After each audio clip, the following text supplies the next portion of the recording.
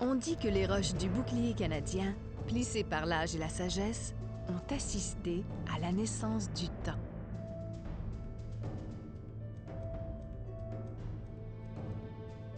Les différentes ères géologiques ont façonné ces formations rocheuses en une structure complexe qui s'étend sur des millions de kilomètres carrés. Certaines d'entre elles sont si denses que les maisons doivent parfois appuyer leurs fondations à même le roc. Le paysage est dominé par de majestueuses chaînes de montagnes à des centaines de mètres au-dessus du niveau de la mer. D'où est venue l'énergie capable d'ériger de tels sommets? Comment des ressources aussi précieuses que le diamant se forment-elles après avoir parcouru des centaines de kilomètres sous la surface? Et par quel processus des tonnes de métaux précieux se retrouvent-elles dans le sol, transformées par d'énormes masses rocheuses venues de l'espace? La science tente sans cesse de répondre à ces questions. Des géologues audacieux s'apprêtent à nous guider dans l'exploration de l'évolution du Grand Bouclier canadien.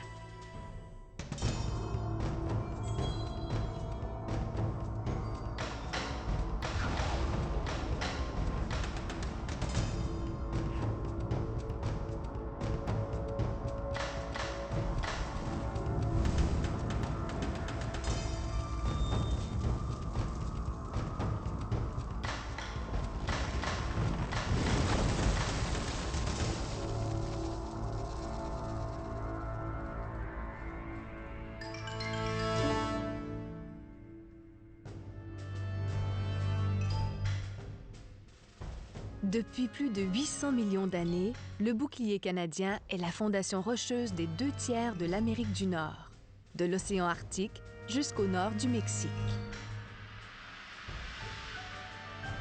Dans certains cas, le bouclier est enseveli sous des couches de sédiments, un phénomène particulièrement évident tout au fond du Grand Canyon.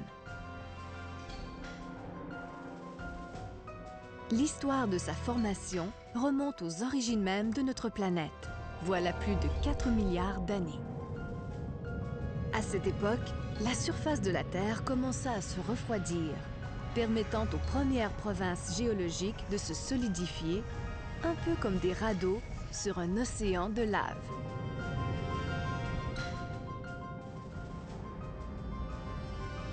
Aussitôt formés, les premiers continents commencèrent à se transformer et se déplacer sous l'action des plaques tectoniques.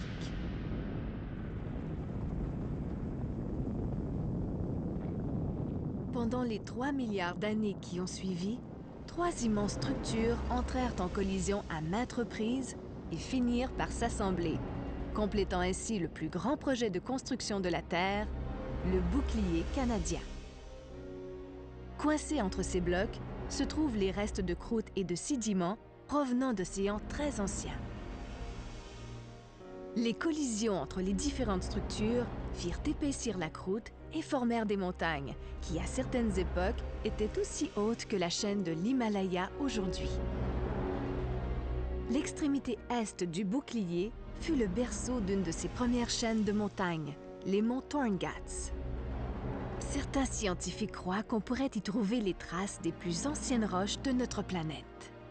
C'est ici que commence notre exploration, dans la communauté inuite de Portnain, au cœur du Labrador.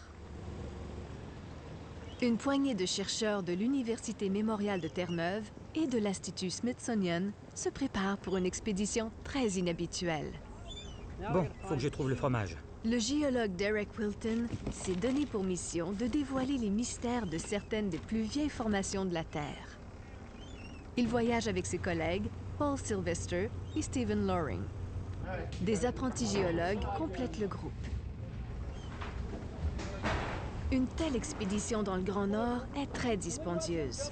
Si tout se passe bien, nos scientifiques seront parmi les rares personnes à explorer ces montagnes éloignées que sont les monts Torngat.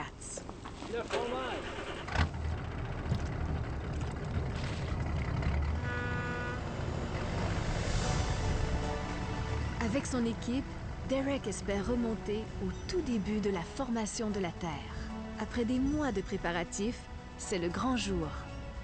Nos aventuriers disposent d'une semaine pour parcourir les 300 milles nautiques qui les séparent du cœur des Torngatz, la baie de Rama. En route, ils feront plusieurs escales pour recueillir des échantillons sur les formations rocheuses. Durant tout le voyage, ils seront entre les mains du capitaine Joey Agnatok, un Inuit qui devra faire face aux difficultés de la navigation dans des eaux à peine cartographiées. À certains endroits, la profondeur des eaux passerait de, disons, 90 mètres à 3 mètres dans le temps de le dire. Il y a des Tongass au-dessus de nous, et il y en a aussi en dessous. Derek espère découvrir l'âge exact des monts Torngatz pour comprendre le processus qui les a formés voilà des milliards d'années. Pour y arriver, il doit trouver dans la roche des échantillons de zircon, un minéral très particulier, capable de dater les formations rocheuses. Comment savez-vous où chercher? Eh bien, on sait que les sédiments du groupe de Rama sont collecteurs des zircons. J'aime les comparer à la boîte noire des avions qui enregistre tout ce qui se passe. Car l'histoire de cette montagne se trouve dans ce petit cristal. Un fragment microscopique de zircon peut traverser des milliards d'années, subir des réchauffements intenses et de l'érosion sans subir d'altération. Plus important encore, il accumule, un peu comme le tronc d'un arbre, des couches de matière minérale à chaque fois que naît une chaîne de montagnes. S'il trouve les bons échantillons, Derek Wilton pourra peut-être déterminer l'âge exact de ces formations rocheuses et ainsi imaginer comment ces montagnes se sont formées et transformées avec le temps.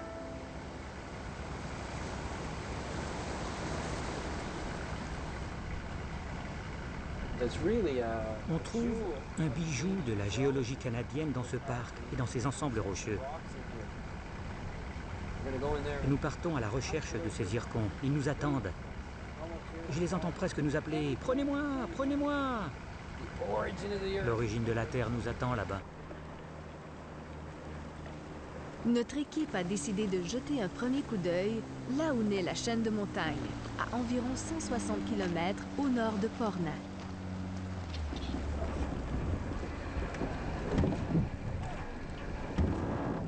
Un premier accostage difficile, un premier obstacle franchi par l'équipe de l'Université Mémorial.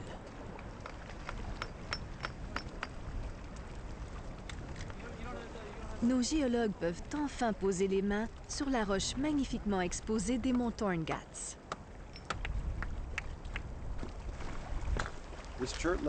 Cette couche de roche sédimentaire a été rongée par le magma bouillant qui fut projeté le long de cette strate.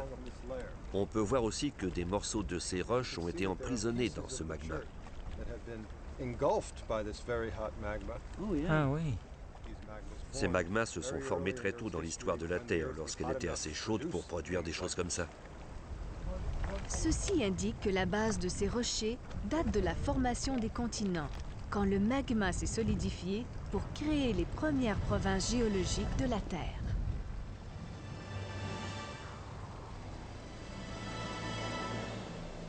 Quelques heures plus tard, Derek et son équipe examinent une formation de pyrite à 50 mètres au-dessus du niveau de la mer. Mais ce minéral ne peut se former qu'au fond d'un océan.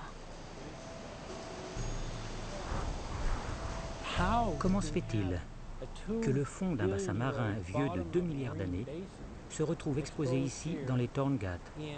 De toute évidence, cela remonte aux origines de la formation des montagnes. Ce que nous voyons était à une certaine époque le fond d'un océan ou d'un bassin océanique. C'est maintenant sur la Terre et exposé sur cette falaise élevée, juste là. C'est une illustration éloquente du mouvement continu de la Terre. Ceci démontre que les roches des Torngatz ont déjà été broyées et intensément chauffées sous l'action des plaques tectoniques. Une plaque océanique est entrée en collision avec une plaque continentale. La roche comprimée s'est éventuellement élevée, formant une chaîne de montagnes. Des particules de croûte océanique sont restées prises dans les montagnes. Ceci explique la présence de pyrite à des dizaines de mètres au-dessus du niveau de la mer, où elle s'est formée il y a probablement des milliards d'années.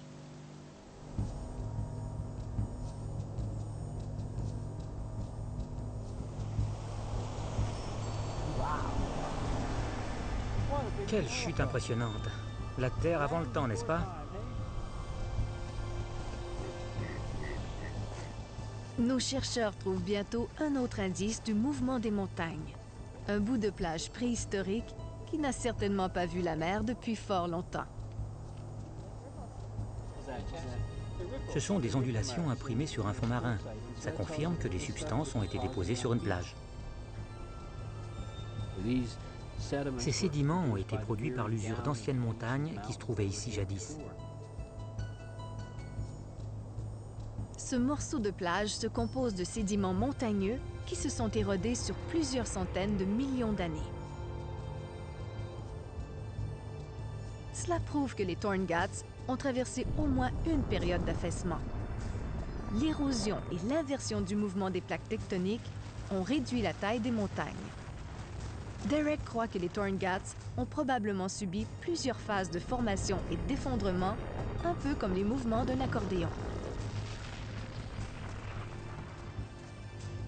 Mais pour le prouver hors de tout doute, il a besoin d'analyser en laboratoire des cristaux de zircon.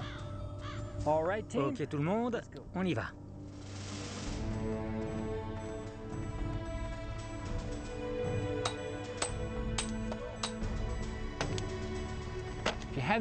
Il faut aller sur le terrain. Il faut recueillir des échantillons. Et si on renonce au terrain, si on n'est pas là au milieu de tout ça à collecter les roches, on perd le sens de la matière.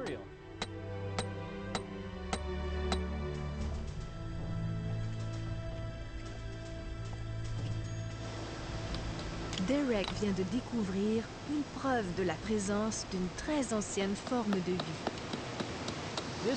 On voit dans cette couche particulière de schiste une fine insertion de matière semblable au charbon, ce qui est phénoménal. Ce charbon est probablement le plus ancien que l'on ait vu sur la Terre. Fantastique! Des algues unicellulaires se sont métamorphosées au cours des ères géologiques pour créer ce charbon préhistorique vieux de 2 milliards d'années.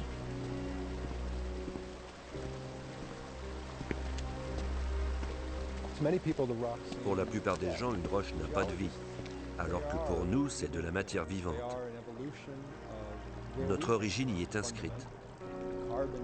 Le carbone dans les roches nous donne les meilleures preuves de l'ultime question scientifique. D'où venons-nous? C'est la recherche de traces de la vie humaine au Labrador qui a convaincu l'archéologue Stephen Loring à se joindre à l'expédition. Une formation sédimentaire mystérieuse, appelée le Chert de Rama, l'aidera peut-être à en apprendre davantage sur les tout premiers habitants de la région.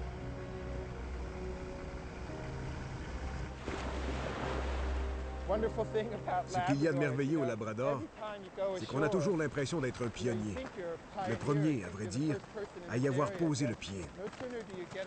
Mais on constate vite la présence de traces d'occupation. Des caches pour la nourriture, des charpentes de vieilles maisons, des restes d'anciens kayaks. Il y a des gens qui sont effectivement venus au Labrador il y a plus de 10 000 ans. Sur un site comme celui-ci, on pourrait trouver quelques fragments. Vous savez à quoi ça ressemble? De la pierre de Rama. C'est du Chert de Rama. Croyez-moi, je connais toutes sortes de roches et c'est rare qu'on puisse voir au travers. On dirait presque du verre. On a emporté quelques-unes des plus belles pièces faites en pierre de Rama. De grands bifaces fabriqués par les Amérindiens archaïques des Maritimes il y a peut-être 4000 ans. Ces outils n'ont été trouvés que dans des caches rituelles ou dans les tombes.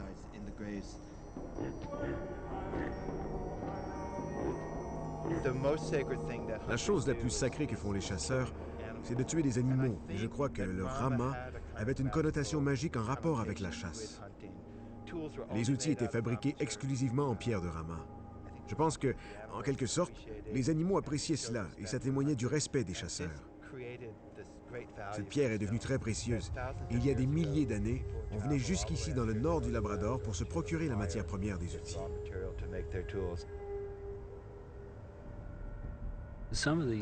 On voit dans ce chert-ci une matière noire parmi le blanc. Il pourrait s'agir des restes d'une vie ancienne, de matière organique. C'est intéressant que Steven y voit des objets ayant servi à chasser les animaux. Peut-être qu'il y a à l'intérieur les restes d'autres animaux, bien avant qu'ils ne deviennent des animaux, juste des organismes unicellulaires.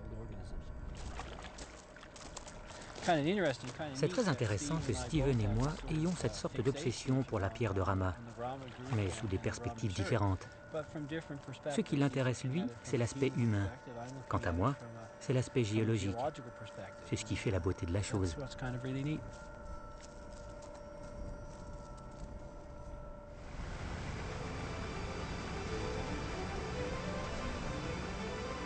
Nos aventuriers sont à l'aube du 3e jour et Joey n'a encore jamais navigué aussi profondément au nord des Torngats.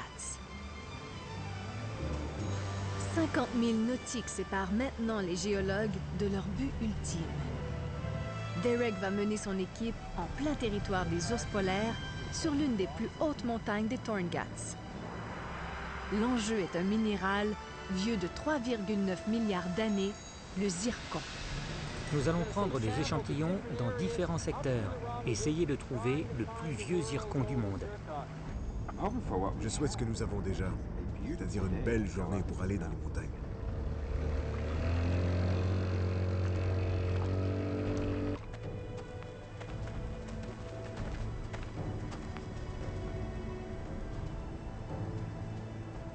Il y a une couche là-haut que nous voulons échantillonner, et le seul moyen d'y parvenir, c'est de gravir la montagne et d'aller la chercher. On ne sait pas ce que le zircon va nous dire, et c'est là le mystère de la chose, l'effort et l'aventure aussi. C'est tout en haut de cette montagne que Derek voudra recueillir des échantillons de roches parce qu'ils pourraient avoir appartenu à des chaînes de montagnes plus anciennes. Le remplacement les aurait ainsi épargnés du magma qui crée de nouvelles roches à la base de la chaîne. Voilà où on se dirige, tu vois. Mon Dieu, c'est à couper le souffle. On veut comprendre ce qui se trouve au sommet de cette sacrée montagne. On va la gravir parce qu'il le faut pour en prélever un échantillon qu'on va rapporter au labo pour lui faire raconter son histoire. Car en bout de ligne, c'est ce qu'on fait, raconter des histoires.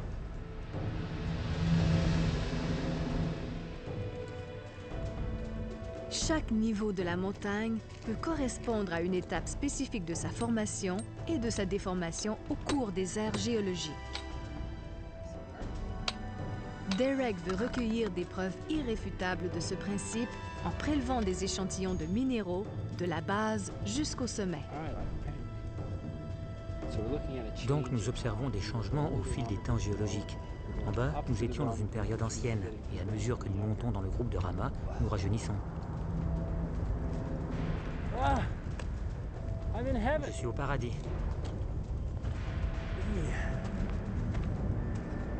Nous sommes presque au sommet. Presque. Nous y voilà.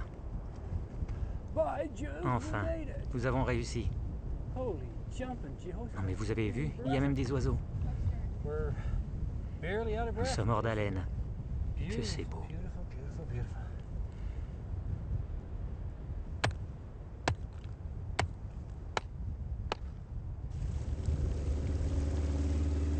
C'est mission accomplie pour l'équipe de l'Université Mémorial.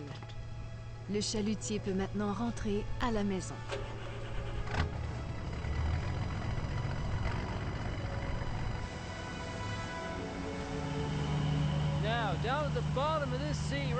Il se peut qu'il y ait des sédiments de ces montagnes là-bas qui se déposent en ce moment même au fond de cet océan. Dans 2 milliards d'années, qui sait, ils se retrouveront sur Terre, dans une montagne quelque part. Le groupe de Rama aura disparu, les traces de l'Archéen auront disparu, emportées dans l'océan. Mais je ne pense pas qu'il y aura des géologues dans 2 milliards d'années.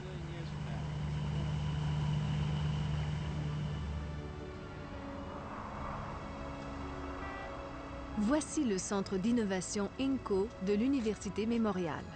Aujourd'hui, Derek saura si l'expédition dans les Torngats est un succès. il est sur le point d'analyser ces fameux cristaux de zircon. Les échantillons sont prêts?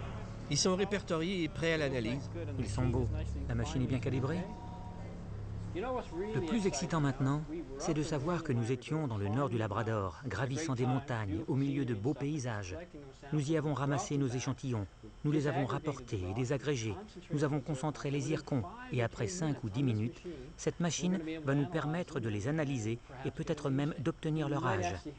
Il y a peut-être dans ces roches des zircons parmi les plus vieux de la planète. Nous remontons au début des temps. C'est fascinant d'y penser. Et tout ça à partir de ces petits cristaux.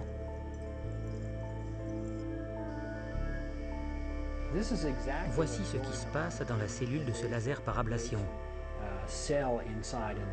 Le rayon frappe le cristal de zircon. En fait, il perce un trou dans ce cristal. Et de ce fait, il éjecte la matière de l'intérieur vers l'extérieur.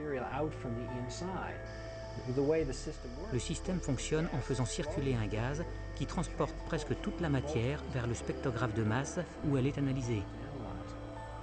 L'âge est calculé en mesurant avec précision des quantités d'uranium et de plomb au moyen de lasers qui échantillonnent les différentes couches du cristal. On peut voir dans le zircon les trous laissés par le laser. L'intérieur est vieux de 3,3 milliards d'années. Et le contour, ces parties que l'on voit ici, de 2,8 milliards d'années. Les travaux de Derek Wilton confirment que parce qu'il survit à des épisodes de formation et d'affaissement des montagnes, le zircon enregistre la période de formation minérale qui correspond à la genèse de chaque nouvelle chaîne de montagnes. En datant un seul zircon microscopique, nous pouvons voir 2 chaînes de montagnes indépendantes séparées par plus de 500 millions d'années. Les zircons ont permis à Derek d'établir que les plus anciennes formations montagneuses des Torngats remontent à 3,9 milliards d'années. Ces montagnes sont les descendantes directes de certaines des plus vieilles sur la planète. Et leur évolution se poursuivra longtemps après la disparition des humains. Le mouvement des plaques tectoniques n'est pas prêt de s'arrêter, puisque l'énergie prodigieuse émanant du cœur de notre planète durera encore plusieurs milliards d'années. Au fil du temps, les plaques ont produit plusieurs chaînes de montagnes sur le bouclier canadien. Bien qu'elles soient maintenant presque toutes désagrégées, l'étude de leurs vestiges est très importante. Une de ces grandes chaînes de montagnes couvrait la région de l'Abitibi, juste à l'est de la baie d'Hudson, il y a 2,7 milliards d'années. Mais il est de nos jours difficile d'imaginer des sommets de 10 000 mètres d'altitude dans ce paysage relativement plat. Ce qu'on cherche vraiment, là, c'est le fantôme d'une ancienne chaîne de montagne. L'hélicoptère survole une partie de l'Abitibi, renommée pour ses mines d'or.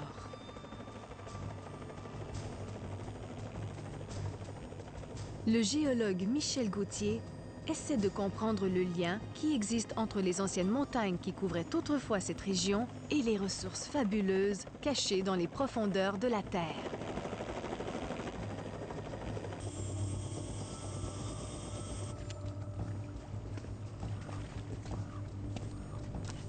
Michel et son collègue, Jean-François Ouellette, ont pour mission de trouver de l'or orogénique. Une des choses qu'on demande aux géologues, c'est d'être pourvoyeur de ressources. Ça prend bien du fer pour faire des voitures, ça prend bien du zinc pour faire des fils électriques, ça prend bien de l'or pour faire des agrifications, hein? De l'or, prisonnier de la croûte du bouclier canadien, près de la base des anciennes chaînes de montagnes de l'Abitibi. Comment est-ce possible? Voilà 2,7 milliards d'années, la formation des montagnes de l'Abitibi a été accompagnée de la cristallisation d'or, dit orogénique, c'est-à-dire produit au cours de la formation d'une montagne. Tout comme les monts Torngats, les montagnes de l'Abitibi se sont affaissées au cours des ères géologiques, en raison de l'érosion et du retrait des plaques tectoniques. Conséquemment, l'or, autrefois caché dans les montagnes, a été distribué à l'intérieur de la croûte sur une vaste étendue devenue relativement lisse et uniforme. Pour nos chercheurs, la première étape consiste à enregistrer le magnétisme de la Terre au moyen d'un appareil tracté par un hélicoptère.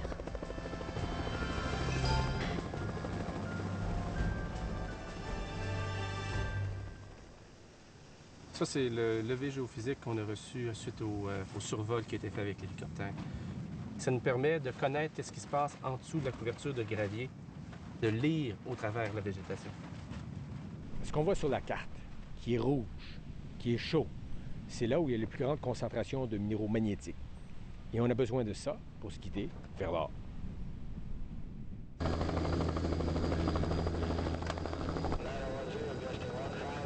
Cette preuve de minéralisation donne aux géologues une idée générale de l'endroit où l'ancienne chaîne de montagnes pouvait se trouver. Jean-François, ça a l'air pas pire là-bas. Il y a beaucoup moins de mousse. Mais avant d'espérer trouver la moindre trace d'or, ils ont besoin d'un point de référence d'où ils pourront partir. Cet endroit est la base de l'ancienne chaîne de montagnes et il indique approximativement son centre. Oh, ça a souffert. Mon Dieu, as-tu vu le pli, toi? Tu vois, Jean-François, la strate ici part comme ça, elle revient. Elle zigzague comme un accordéon. Une déformation comme ça, ça ne peut pas se passer sur de la roche qui est en surface. Pour que la roche puisse se comporter comme ça, il faut qu'elle soit rendue à des températures élevées. Elle est rendue molle. Elle se comporte comme de la pâte dentifrice. Ces cicatrices confirment que nous sommes au cœur des vestiges d'une montagne où la température était extrême et la pression énorme. Il y a 2,7 milliards d'années, ces roches ont été comprimées par une énergie capable d'ériger des millions de tonnes de roc. Pour nous, cette roche-là indique la chaudière. Donc, il ne faudra pas tenir trop loin à notre quête de l'or. Nos géologues ont trouvé le point de fusion où la roche a été chauffée intensément par l'action des plaques tectoniques, donnant ainsi naissance aux montagnes. La chaleur était tellement extrême qu'elle a déshydraté la roche à la base de la montagne.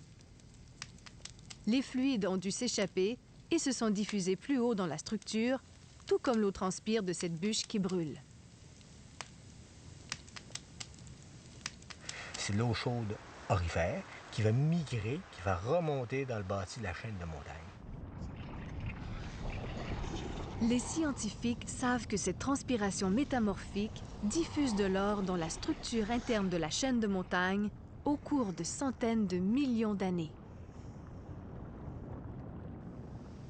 On sait que c'est pas ici où on va trouver de l'or, mais il faut se situer au nord ou au sud ou latéralement, remonter dans la chaîne de montagne, essayer de trouver un étage de chaîne de montagne qui est moins érodé.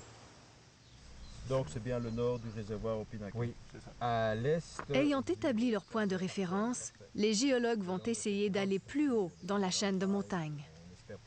Donc, premier site à investiguer, c'est ici, et le deuxième site est ici. Mais l'or qui était scellé dans la roche à 5000 mètres d'altitude il y a 2,7 milliards d'années est maintenant caché dans la croûte terrestre, quelque part près de la base. Notre idée est toujours de se tenir juste à côté de la fournaise, de ce qui a eu très chaud. Nos géologues doivent chercher des formations rocheuses spécifiques, pas trop loin de celles qu'ils ont trouvées à la base de la montagne. Michel et Jean-François vont maintenant explorer systématiquement le sol autour de leur point de référence. La chasse au trésor est commencée.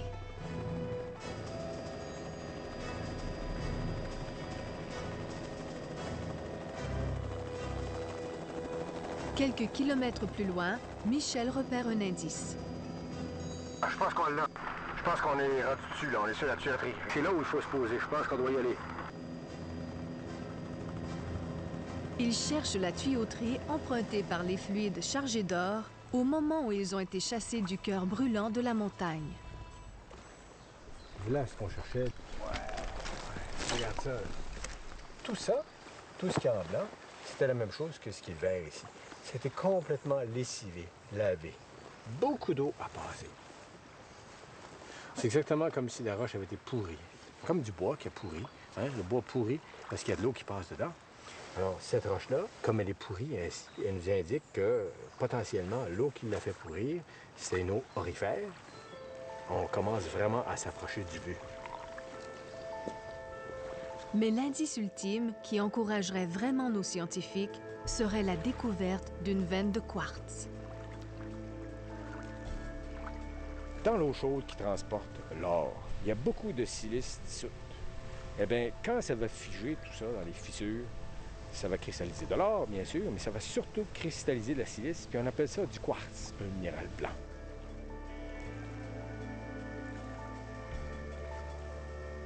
On a des sniffs. Ça sent l'or, hein?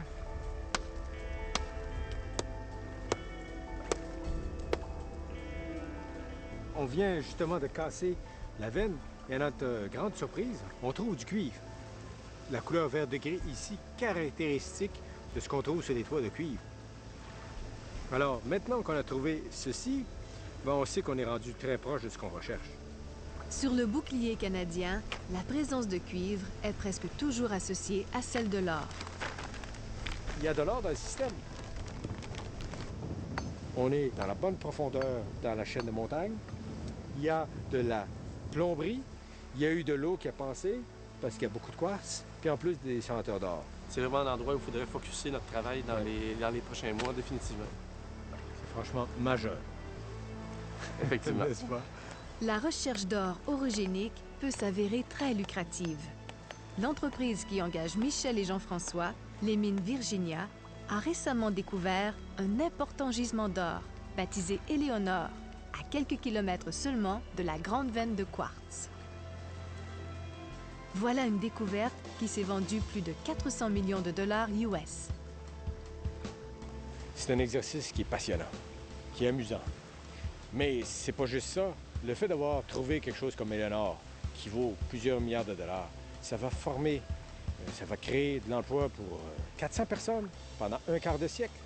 400 personnes pendant un quart de siècle, en plus dans des régions lointaines du Canada, dans des régions ressources.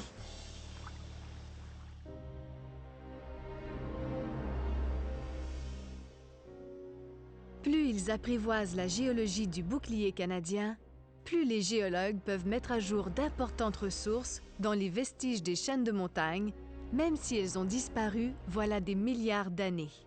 Mais les richesses cachées au cœur du bouclier ne dépendent pas uniquement d'événements reliés à la formation de montagnes anciennes.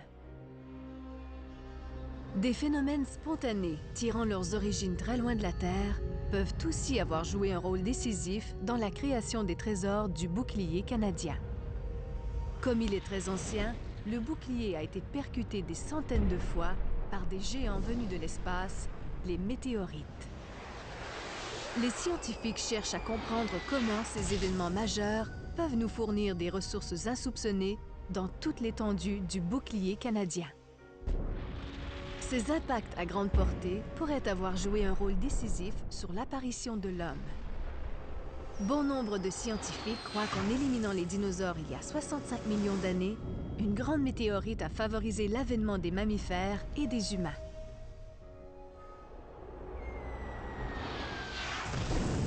Une météorite similaire a frappé de plein fouet le bouclier tout près de l'emplacement de la ville de Sudbury il y a 1,8 milliard d'années. C'est ici que le géologue et conseiller de la NASA, John Spray, compte initier sa fille Laura à la géologie des impacts météoritiques. Laura se demandait souvent ce que cela signifiait lorsque papa partait travailler sur le terrain. Elle imaginait sans doute des champs de fermiers ou des forêts où son père disparaissait pour une semaine ou deux. C'est donc une très belle occasion de lui montrer ce qu'est la géologie et ce que c'est que d'essayer de découvrir ce qui s'est produit il y a plusieurs millions d'années, un peu comme un détective. J'espère que cela lui donnera une idée de ce que je fais et aussi de ce qui me passionne dans mon travail. Qu'y a-t-il de spécial sur ce site? Ce site en particulier présente un type de roche très inhabituel. On l'appelle l'amalgame de Sudbury et je vais t'en montrer un bel exemple.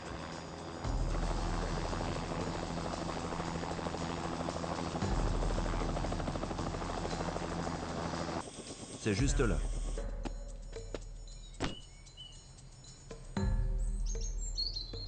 Voici un type de roche plutôt exceptionnel qu'on ne voit pas très souvent. Sa taille est surprenante. Ce qu'on pense, c'est que quand la météorite est arrivée sur la Terre, elle a heurté le bouclier archéen et l'a fragmenté. Ces roches sont donc comme des pièces de casse-tête éclatées en 1000 morceaux. Alors, tu vois le casse-tête et la substance grise, c'est la colle qui tient les pièces ensemble. À l'origine, c'était liquide, et la force nécessaire pour générer assez d'énergie pour détruire les roches et les faire fondre est extraordinaire. Ce type de roche est donc une preuve qu'un événement très intense et très puissant a frappé la Terre. Dans le cas présent, il s'agit d'une météorite qui a heurté le sol.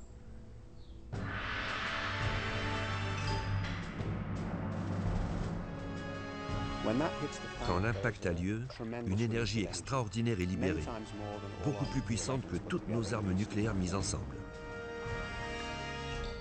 Il faut se ramener à cette période et imaginer ce qui se trouvait alors sous la Terre, à 10 ou 20 kilomètres sous la surface.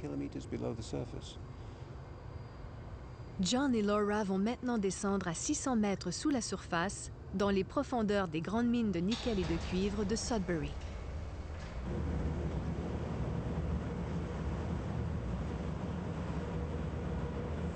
Les mines de Sudbury produisent des centaines de milliers de tonnes de nickel et de cuivre par année.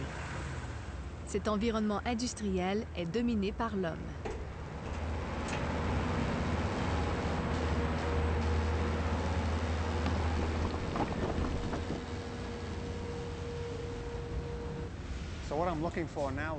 Ce que je recherche maintenant, Laura, c'est du minerai de couleur dorée qui se détache vraiment du reste. Regarde, voici un très bon exemple.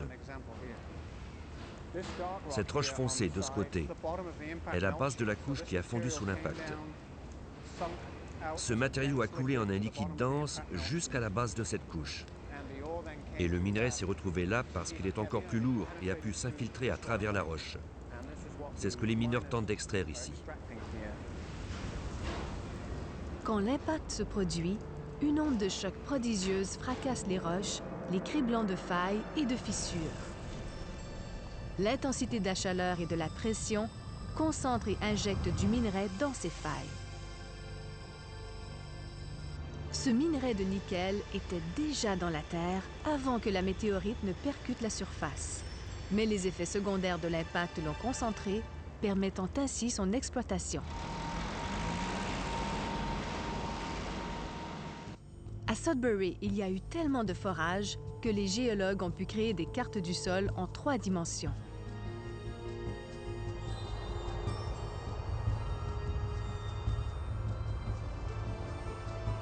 Mais qu'en est-il des autres cratères du bouclier canadien?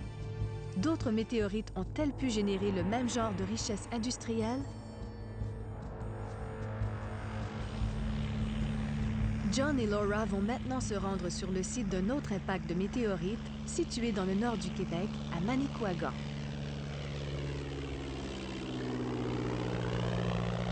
Jusqu'ici, les scientifiques l'ont très peu exploré.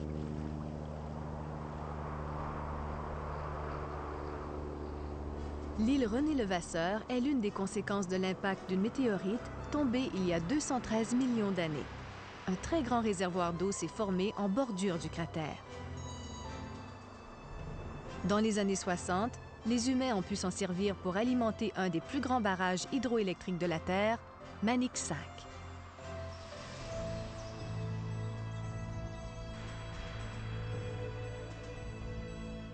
À proximité de leur destination, nos explorateurs peuvent observer un autre effet de l'impact, l'élévation au centre du cratère, qu'on appelle le mont de Babel. C'est l'un des grands mystères de la géologie de l'impact. Le phénomène est similaire à celui d'une goutte d'eau qui explose au sol. Alors que la goutte s'effondre, un cratère se forme et une petite élévation apparaît au centre. Pour John et Laura, il est difficile d'imaginer l'énergie requise pour déplacer des milliards de tonnes de roches. Pourrait-il y avoir des gisements ici comme il y en a à Sudbury? On connaît peu de choses sur la région de Manicouagan. Pas de mine, pas de modèle en 3 dimensions. Les recherches prendront des décennies, mais les enjeux sont importants.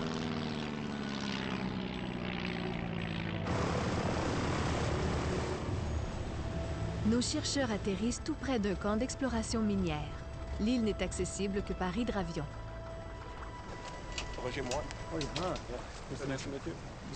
Voici Laura. C'est un peu différent de Sudbury, n'est-ce pas?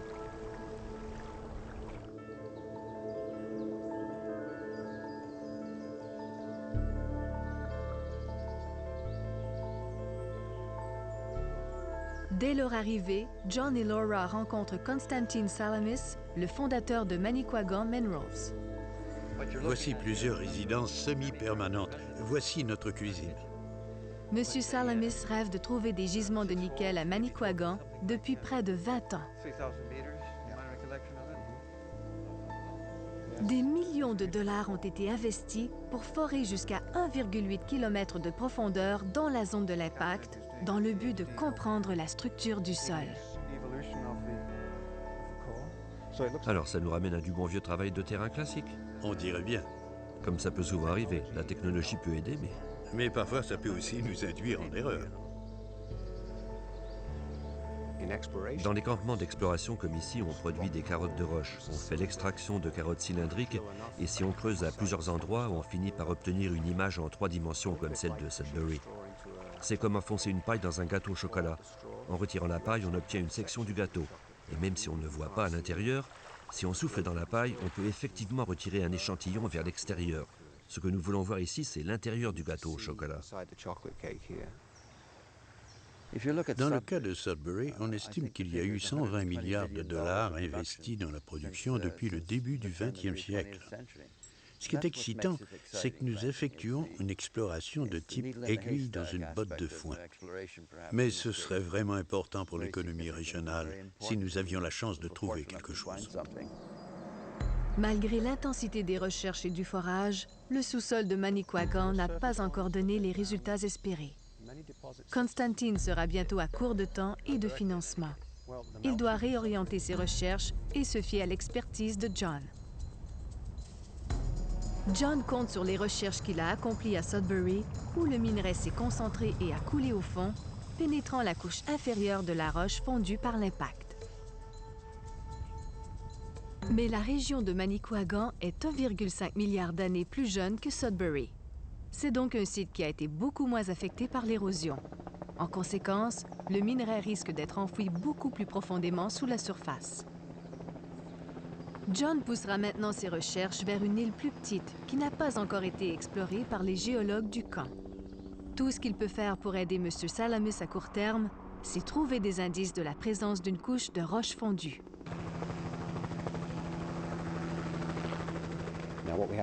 Nous devons utiliser nos cartes géologiques pour trouver des affleurements où le point de contact entre le magma et le bord de la faille est visible, pour qu'on puisse prélever un échantillon.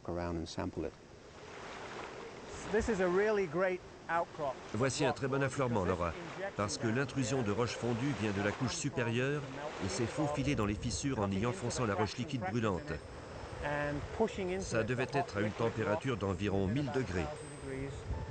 Il y a des bulles comme sur une barre de chocolat aéro, parce que la vapeur, en s'échappant, a créé un effet d'ébullition. Cette intrusion laisse présager que John est sur la bonne voie. Il doit poursuivre ses recherches.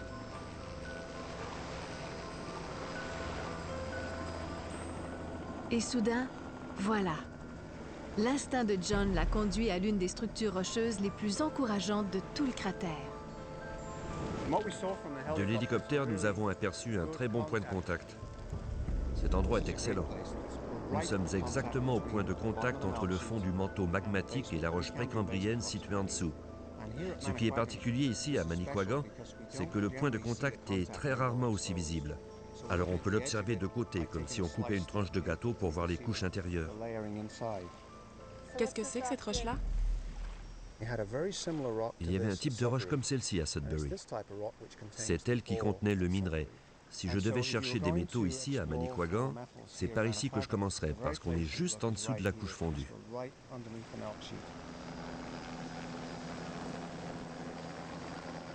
La découverte de John justifie un échantillonnage qui sera effectué dans les jours suivants.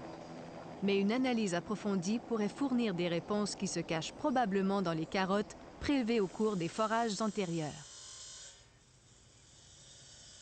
À long terme, John aimerait que son université analyse l'échantillonnage existant et en utilise les données pour construire une image virtuelle de la couche de roche fondue, tout comme ce fut fait à Sudbury. On arrivera peut-être un jour à produire des modèles en 3 dimensions de la morphologie de ce cratère. Ce que nous aimerions faire avec ces carottes, à part les préserver pour que des chercheurs et des sociétés d'exploitation y aient accès à l'avenir, c'est plus précisément que Catherine observe les couches de roche fondues et y prélève des échantillons à tous les 10 mètres. Alors vous seriez prêt à ce que l'université prenne ce matériel pour le mettre à l'abri? Tout à fait. Dans un endroit sûr, ce serait fantastique. Ce serait merveilleux. Ces matériaux représentent des millions de dollars d'investissement, ce qui est un atout scientifique incroyable. Exactement. Car les gens pourront étudier pendant des décennies. Donc, en ayant ces échantillons de forage très détaillés, nous pouvons commencer à reconstituer les strates dans les structures rocheuses, comme ce fut fait à Sudbury. Mis à part Sudbury, aucun endroit sur Terre ne possède l'information que nous avons obtenue ici. Je suis très heureux que John nous offre de stocker nos carottes de roche afin qu'elles soient accessibles à d'autres gens qui travaillent dans le domaine.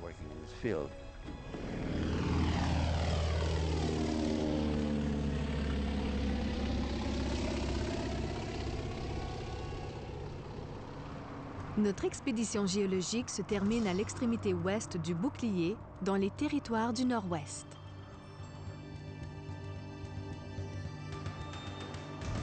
Ici, la datation de la roche a indiqué que les formations ont plus de 4 milliards d'années.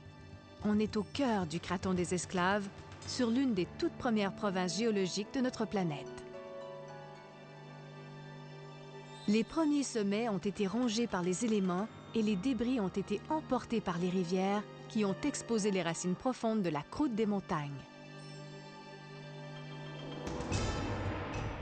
Depuis la fin de sa formation, le bouclier a traversé 800 millions d'années sans subir de changements morphologiques importants. Ce n'est qu'au cours des 2 derniers millions d'années que des glaciations intenses ont sculpté le bouclier, formant de larges vallées et des milliers de lacs, petits et grands.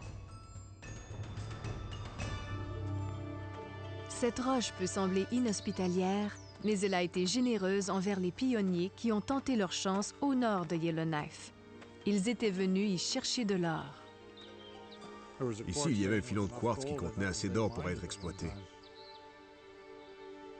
Le prospecteur Walter Humphreys appartient à la communauté des hommes et des femmes dont la vie a été consacrée à la recherche de ressources sur le bouclier canadien durant les derniers siècles. Les études accomplies par Walter au sujet des explorations géologiques antérieures pourraient fort bien contribuer à sa nouvelle entreprise, la recherche de diamants. Voilà 2 milliards d'années, la plaque océanique qui bordait le bouclier pénétra jusqu'à 200 km dans le sol, où elle fit fondre le carbone qui devint de la nouvelle roche quand la température retomba. Comme la pression et la chimie étaient idéales, les atomes de carbone s'assemblèrent pour former des cristaux de diamants. Puis, la roche solide du craton se fissura, permettant aux intrusions de magma de faire monter ces diamants cachés près de la surface. Ces rares intrusions s'appellent des kimberlites. Elles sont exactement ce que Walter Humphreys recherche. Mais cette quête serait impossible sans le passage des glaciers.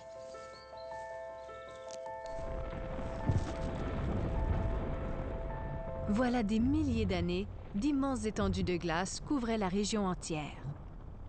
Lorsqu'ils se sont retirés, les glaciers ont sculpté le paysage, laissant derrière eux de vastes vallées glaciaires et des esquerres.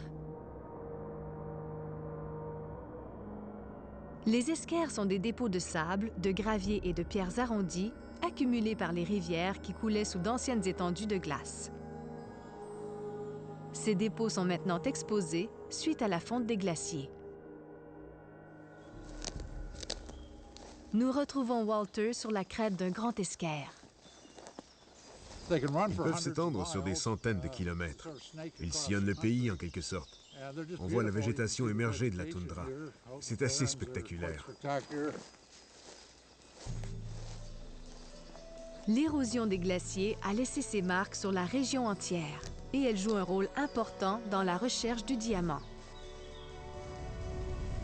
En érodant la croûte terrestre, les glaciers ont transporté et dispersé une partie des traces de diamants contenues dans la partie supérieure des kimberlites. Walter recherche certains de ces signes, mais d'autres indices pourraient le mener à son but. Walter croit avoir trouvé quelque chose dans le rapport d'évaluation déposé par les explorateurs précédents. Ces petits cercles représentent des anomalies circulaires qui pourraient indiquer des kimberlites.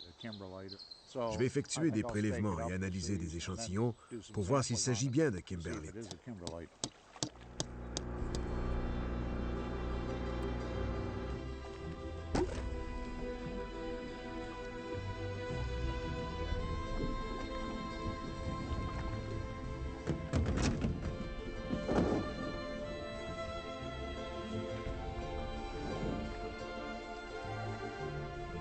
Des industries diamantaires se sont installées sur le bouclier après que des prospecteurs comme Walter aient découvert des cheminées de kimberlite contenant de grands dépôts de diamants de haute qualité.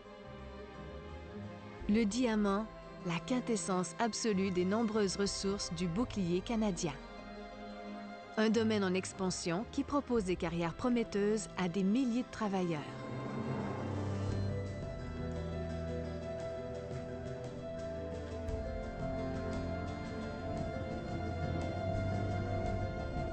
Le bouclier canadien est l'une des dernières frontières de l'exploration de notre planète. Il y a encore tant à apprendre de ce qui se cache dans ses profondeurs.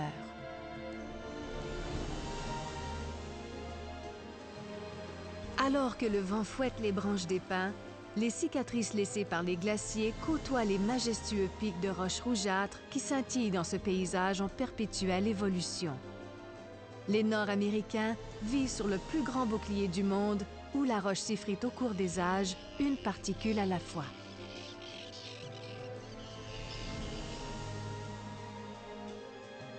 Le bouclier canadien est l'expression ultime de la vie cachée dans les profondeurs de notre planète.